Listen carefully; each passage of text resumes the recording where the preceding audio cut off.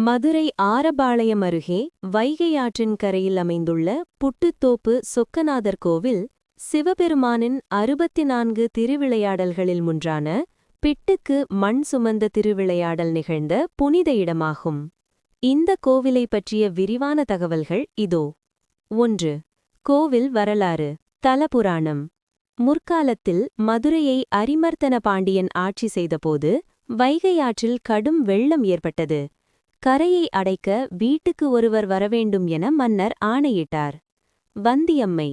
மதுரையில் வந்தி என்ற மூதாட்டி பிட்டு அதாவது புட்டு விற்று பிழைப்பு நடத்தி வந்தார்.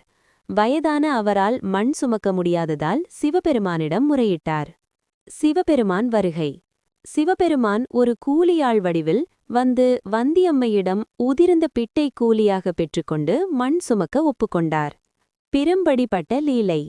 ஆனால் வேலை செய்யாமல் ஆற்றிலிறங்கி விளையாடிக் கொண்டும் பிட்டு உண்டு தூங்கிக் கொண்டும் இருந்தார். இதைக் கண்ட மன்னன் கோபமடைந்து அவர் முதுகில் பிரம்பால் அடித்தார். அந்த அடி அங்கிருந்த மன்னன் மக்கள் என அனைவர் முதுகிலும், ஏன் உலகிலுள்ள அனைத்து உயிர்களின் முதுகிலும் விழுந்தது. அப்போதுதான் வந்த கூலியாள் சிவபெருமான் என்பதை மன்னர் உணர்ந்தார். அந்த திருவிளையாடல் நடந்த இடமே இந்த புட்டுத்தோப்பு ஆகும்.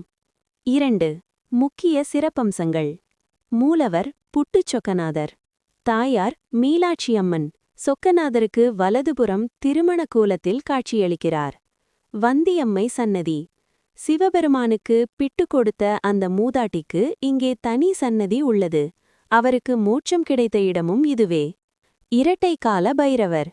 பொதுவாக ஒரு நாய் வாகனத்துடன் இருக்கும் பைரவர் இங்கு 2 நாய் வாகனங்களுடன் அதாவது இரட்டை கால பைரவராக காட்சியளிப்பது மிகவும் அபூர்வம்.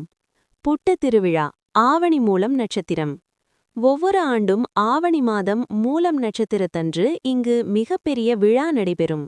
அன்று மதுரை மீனாட்சி அம்மன் கோவிலிலிருந்து சுந்தரேஸ்வரரும் மீனாட்சியும் தங்க பல்லக்கில் இங்கு எழுந்தருளுவார்கள். வைகை ஆற்றங்கரையில் சிவபெருமான் மண் சுமக்கும் லீலை தத்ரூபமாக நடத்தி காட்டப்படும்.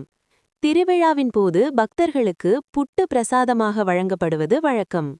அமைவிடம் மற்றும் தரிசன நேரம். இடம் புட்டுத்தோப்பு ரோடு, ஆரபாளையம், மதுரை.